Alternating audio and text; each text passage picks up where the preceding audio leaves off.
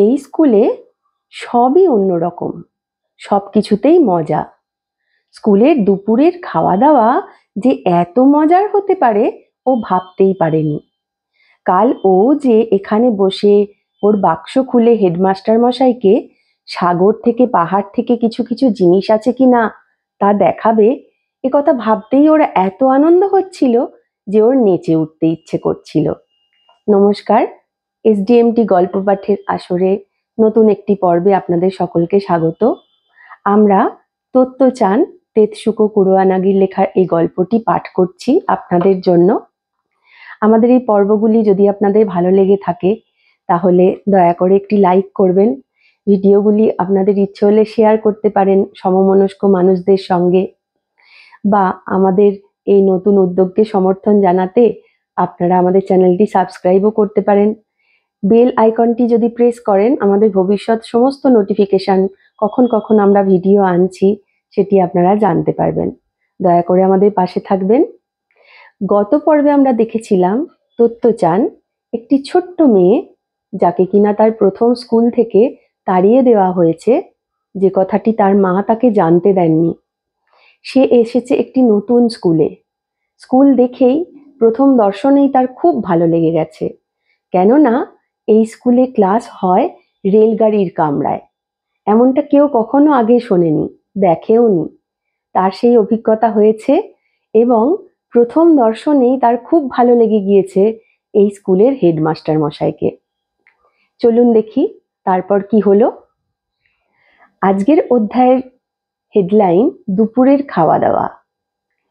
Headmaster মশাই তত্ত্বচানকে নিয়ে গেলেন দুপুরের খাওয়া দাওয়াটা দেখতে। আমরা ট্রেনের ভিতরে খাই না, উনি ওকে বুঝিয়ে বললেন। খাওয়া হয় হল ঘরে। খানিক আগে যে পাথরের সিঁড়ি বেয়ে উঠে তত্ত্বচান অফিসে গিয়েছিল তারই মাথায় হল ঘরটা। হলে ঢুকে তত্ত্বচান দেখে যে ছেলেমেয়েরা সব ক্যাচর ম্যাচর করতে করতে চেয়ার টেবিল ঘুরিয়ে গোল করে সাজাচ্ছে। ঘরের একটা কোণে দাঁড়িয়ে ওদের দেখতে দেখতে তত্ত্বচান হেডমাস্টার মশাইয়ের কোটের হাতাটা ধরে টান দিল। বাকি ছেলেমেয়েরা কোথায়? এই তো সব, উনি বললেন। এইটুকু ব্যাস? তত্ত্বচান বিশ্বাস করতে পারছিল না। আগের স্কুলে তো এক একটা ক্লাসেই এতজন করেছিল। মানে এই স্কুলে মোটে 50 জন ছেলে মেয়ে পড়ে? ঠিক তাই, হেডমাস্টার মশাই বললেন। তত্ত্বচান ভাবলো, এই স্কুলে সব কিছুই দেখছি অন্যরকম। সবাই বসবার পর হেডমাস্টার মশাই বললেন, কই দেখি সবাই সাগর থেকে পাহাড় থেকে কিছু কিছু জিনিস এনেছো কি? হ্যাঁ, সব টিফিন বাক্স খুলতে খুলতে সবাই চিৎকার করে উঠল। দেখি কি এনেছো বলে হেডমাস্টার মশাই ঘুরে ঘুরে সবার টিফিন বাক্সের ভিতরে কি কি আছে তা দেখতে লাগলেন। সবাই তো হেসে কুটি কুটি হচ্ছিল। কি সব কাণ্ড, তত্ত্বচান মনে মনে ভাবলো। সাগর থেকে পাহাড় থেকে মানেই বা কি কে জানে। এই স্কুলে সবই অন্যরকম, সব কিছুতেই মজা। স্কুলের দুপুরের খাওয়া দাওয়া যে এত মজার হতে পারে ও ভাবতেই পারেনি। কাল ও যে এখানে বসে ওর বাক্স খুলে হেডমাস্টার মশাইকে সাগর থেকে পাহাড় থেকে কিছু কিছু জিনিস আছে কিনা তা দেখাবে, একথা ভাবতেই ওর এত আনন্দ হচ্ছিল যে ওর নেচে উঠতে ইচ্ছে করছিল। ঘুরে ঘুরে সবার টিফিন বাক্সের ভিতরে কি আছে দেখছিলেন হেডমাস্টার মশাই, আর ওর কাঁধে দুপুরের রোদ এসে গা এলিয়ে দিয়েছিল। পরের চ্যাপ্টার, নতুন স্কুল শুরু হলো। এখন তুমি এই স্কুলের ছাত্রী হয়ে গেলে। হেডমাস্টার মশাই এই কথা বলবার পর থেকে তত্ত্বচানের যেন আর তর সইছিল না। কখন রাত শেষ হবে, কখন নতুন দিন আসবে, ও অধীর হয়ে তার অপেক্ষা করছিল। এমনিতে ওকে সকালবেলায় ঘুম থেকে তুলতে মায়ের বেশ কষ্ট করতে হতো, কিন্তু আজও সবার আগে 7 তাড়াতাড়ি উঠে তৈরি হয়ে অপেক্ষা করছিল পিঠে স্কুলের ব্যাগটা ঝুলিয়ে রওনা দেবার জন্য। বাড়ির মধ্যে রকিরই সবচেয়ে বেশি সময়ের জ্ঞান। ওদের জার্মান শেপার্ড কুকুর রকি, সে এতক্ষণ খানিক সন্দেহের চোখে তত্ত্বচানকে লক্ষ্য করছিল। এবার হাত পা টান টান করে আড়মুড়ি ভেঙে তত্ত্বচানের পাশে পাশে ঘুরঘুর করতে লাগলো, যেন কিছু একটা ঘটার প্রতীক্ষায়। মায়ের আজ অনেক কাজ, টিফিন বাক্সে পাহাড় থেকে আর সাগর থেকে কিছু কিছু জিনিস ভরে দিতে হবে। তারপর তোত্তচানের ট্রেনের পাশটা একটা প্লাস্টিকের মোড়কে ভরে মোটা একটা সুতো দিয়ে মালা করে ওর গলা থেকে ঝুলিয়ে দিলেন, যাতে ও হারিয়ে না ফেলে। লক্ষ্মী হয়ে থেকো, বাবা বললেন। বাবার চুলগুলো উস্কো খুস্কো হয়েছিল। নিশ্চয়ই, তোত্তচান জুতো পরতে পরতে বলল। তারপর দরজা খুলে পিছন ফিরে সবাইকে নিচু হয়ে অভিবাদন জানিয়ে ও হাত নাড়ল। যাচ্ছি, টাটা। তোত্তচানকে বেরিয়ে যেতে দেখে মায়ের চোখে জল ভরে এলো। এই টকবগে ছোট্ট মেয়েটা, যার ভেতরে এত ফুর্তি, যে এমন লক্ষ্মী হয়ে রওনা দিল, বেচারা তাকেই একটা স্কুল থেকে তাড়িয়ে দিয়েছে। এটা তো ভাবাই যায় না। এবার যেন সব ভালো মতো চলে। হে ঈশ্বর, এবার যেন কোনো গোলমাল না হয়। পর মুহূর্তেই তোত্তচানকে গলা থেকে টিকিটটা খুলে রকির গলায় ঝোলাতে দেখে মা প্রমাদ গুনলেন। না বাবা, কিছু বলবো না, এই ভেবে মা অপেক্ষা করতে থাকলেন মেয়ে এবার কি করে তা দেখার জন্য। মালাটা রকির গলায় ঝুলিয়ে তোত্তচান ওর সামনে উবু হয়ে বসে বলল, দেখলে তো, এটা মোটেও তোমার মাপে ঠিক হচ্ছে না। টিকিটের মালাটা রকির গলা থেকে ঝুলে মাটিতে লুটোচ্ছিল। এটা তোমার টিকিট নয়, এটা আমার, বুঝতে পারছো তো? ওরা তো তোমাকে ট্রেনে উঠতেই দেবে না। তবে তোমাকে ওরা স্কুলে যেতে দেবে কিনা সে কথাটা আমি হেডমাস্টার মশাই আর স্টেশনের ওই ভদ্রলোককে জিজ্ঞেস করব, ঠিক আছে? প্রথমটায় রকি কান খাড়া করে তোত্তচানের কথা শুনছিল। তারপর টিকিটটা দু একবার চেটে নিয়ে ও একটা মস্ত হাই তুলল। রেলগাড়ি ক্লাসগুলো তো চলে না, চুপচাপ দাঁড়িয়ে থাকে, তাই ওতে চড়তে তোমার টিকিট লাগবে বলে মনে হয় না। কিন্তু আজ তুমি বাড়িতে থেকে আমার জন্য অপেক্ষা করো, কেমন? রকি রোজই তোত্তচানের সঙ্গে সঙ্গে ওর আগের স্কুলের গেট পর্যন্ত গিয়ে ফিরে আসতো। আজও ও তেমনি অপেক্ষা করছিল। তোত্তচান রকির গলা থেকে টিকিটটা খুলে সাবধানে নিজের গলায় ঝুলিয়ে নিল। আবার মা আর বাবাকে হাত নেড়ে বলল, আমি যাচ্ছি। তারপর একবারও না পিছনে ফিরে ও ছুটতে শুরু করলো আর ওর পিঠের ব্যাগটা দুলতে থাকলো। রকি ওর পাশে লাফিয়ে লাফিয়ে চলল।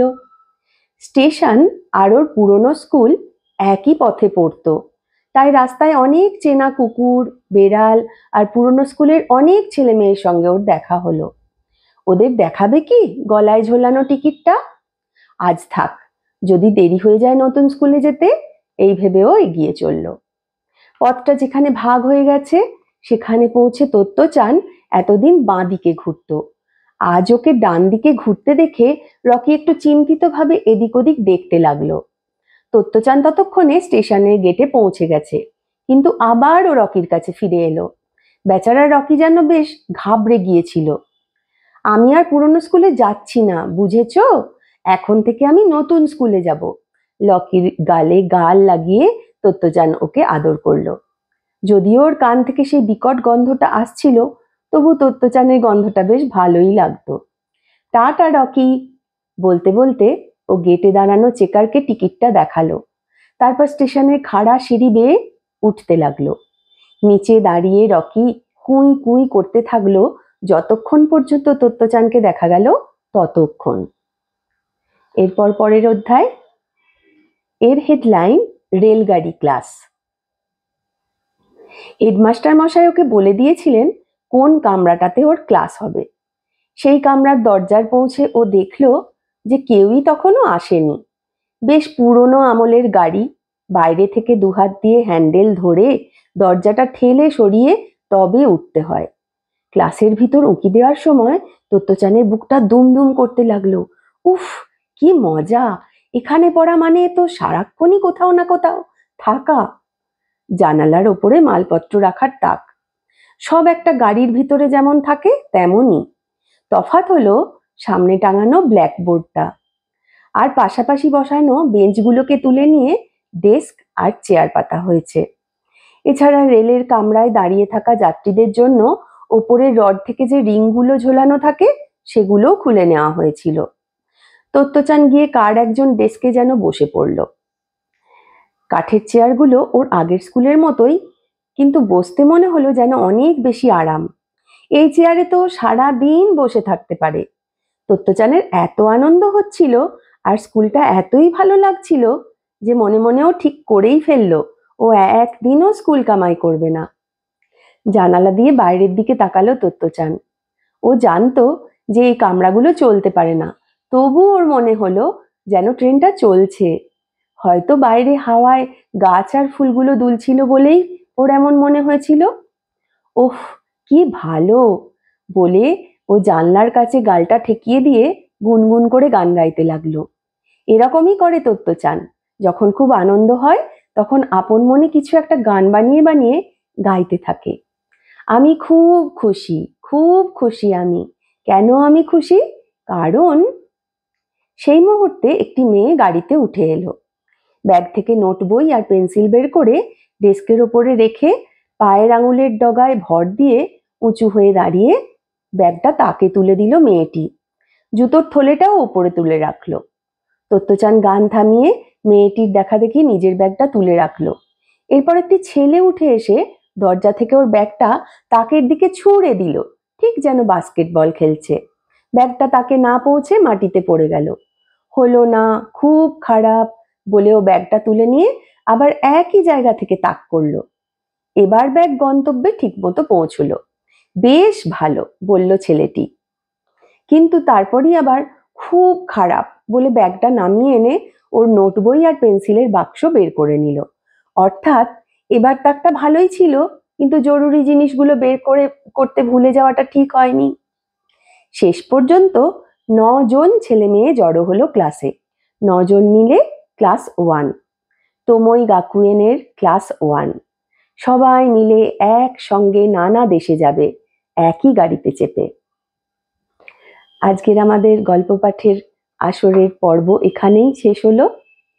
আপনাদের কেমন লাগলো এই পর্বটি, বা আগের পর্বগুলিও শুনে আপনাদের কেমন লেগেছে, আপনাদের সেই মতামতের প্রতীক্ষায় থাকব। এই গল্পের প্রতিটি পর্বে আমরা দেখব যে শিক্ষা ব্যবস্থাকে যেন নতুনভাবে ভাবা হয়েছে তোমই গাকুয়েনের ক্লাসে।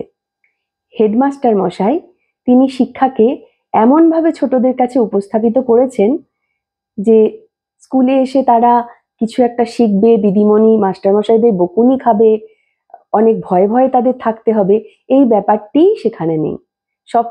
কিছুই খুব আনন্দের আর খুব মজার, কিন্তু তা বলে তাদের শেখার সাথে কোনো কম্প্রোমাইজ করা হয়নি।